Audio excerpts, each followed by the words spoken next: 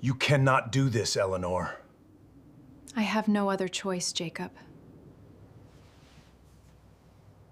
They sent her to ruin this ranch, the banker said as the young woman stepped down from the stagecoach and placed a folded document on the cowboy's table. Sign it, and the land will be gone within a year. Jacob Turner looked at the paper, but not at her. The woman standing across from him was supposed to be the final move in a plan that many powerful men had already agreed upon. If the ranch failed, they would buy the land for almost nothing. If she succeeded in her assignment, Jacob would lose everything his father had spent a lifetime building. Yet the woman did not sit. She did not smile. She only stared at the figures written on the page, as though something about them disturbed her. Nobody in that room noticed it except Jacob.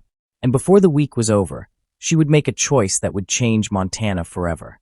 Why would a stranger travel hundreds of miles to destroy a ranch owned by a man she had never met? The answer seemed simple at first. Money had moved through too many hands. Agreements had already been signed. Powerful investors wanted Jacob Turner's Valley because a new railroad route might someday pass nearby. To them, the ranch was not a home. It was an obstacle. The woman's name appeared on every document connected to the plan. She was supposed to examine the books, report weaknesses, and recommend foreclosure. Nothing more. Yet the first time she studied the records, she noticed numbers that did not belong there. Small amounts hidden among larger transactions. Missing cattle listed as sold. Debts that appeared twice. The more she looked, the less sense the story made. If Jacob Turner was truly failing, why did so much effort seem focused on proving it? And if he was being cheated, who stood to gain the most? Long before anyone else understood what was happening, one question began to follow her everywhere she went.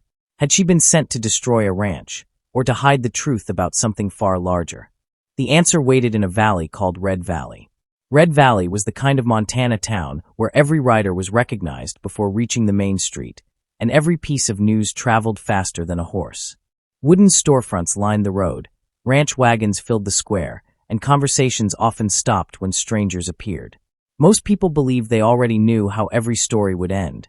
But what if this one refused to follow the path they expected?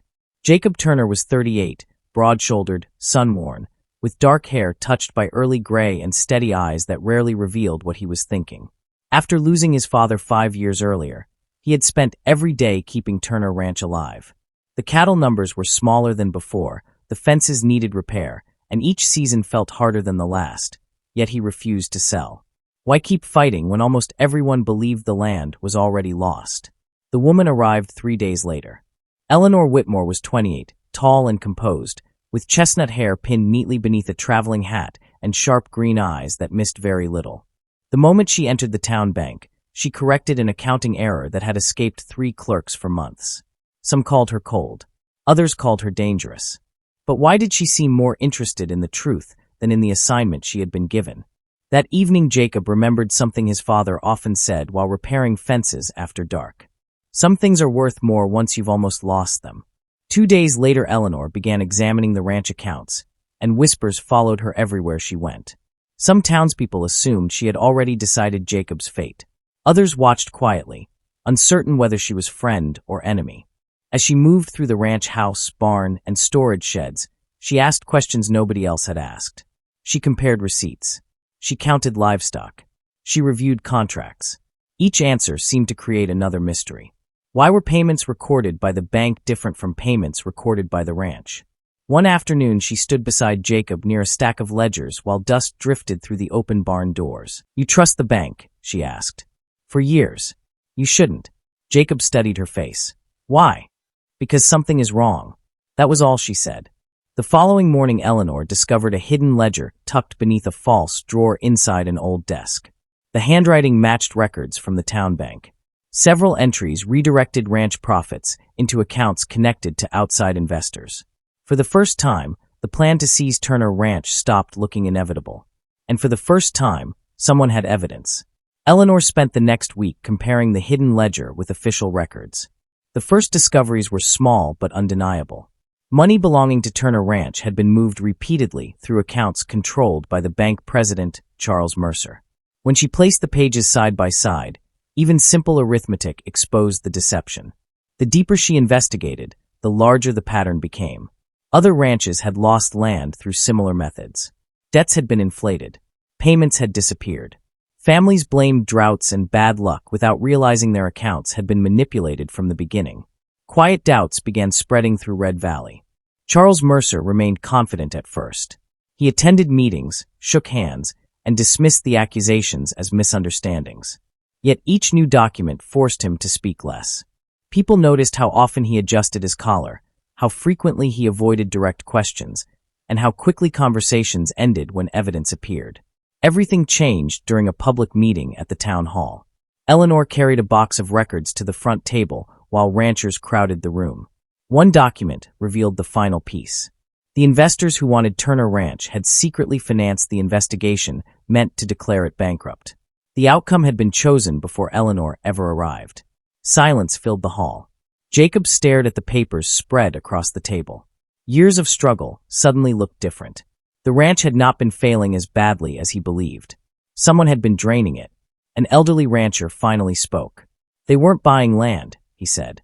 They were stealing years. The words settled over the room. Later that afternoon, a federal auditor arrived after receiving Eleanor's evidence weeks earlier.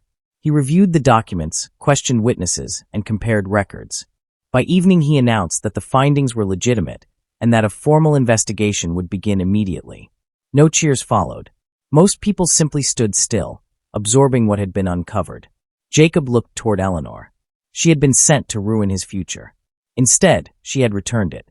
For the first time, he understood that truth often survives because one person chooses not to look away. By the following spring, Red Valley looked different. Turner Ranch had repaired its fences, expanded its herd, and hired several local families. Wagons arrived daily carrying supplies, and new buildings stood where abandoned structures once leaned toward collapse. The investigation exposed years of corruption. Charles Mercer left town quietly. No speeches followed his departure. People simply stopped pretending that reputation mattered more than honesty. One afternoon, the same banker, who once predicted the ranch's failure, removed his hat when Jacob passed and asked whether additional grazing land was available. The question carried more respect than any apology could have. Near sunset, Eleanor stood beside the ranch house porch watching workers return from the fields. "You staying?" Jacob asked. "If you'll have me." "I will." Nothing more needed to be said. As the evening light settled across the valley, Jacob remembered his father's words. Some things are worth more once you've almost lost them. He finally understood they had never been about land alone. Jacob Turner did not become known for wealth, status, or cleverness. He became remembered for patience and the quiet courage to keep holding on when letting go would have been easier. Eleanor Whitmore chose truth when profit offered a simpler path, and together they protected something many others had already abandoned. If you were in Eleanor's place, would you have exposed the scheme and risked everything, or would you have followed the assignment you were given? Write your answer in the comments below. Sometimes the most valuable things are not discovered, they are defended. If you enjoyed this story, don't forget to like the video and subscribe for more powerful stories like this one. There are always more hearts and histories waiting to be discovered. See you in the next story.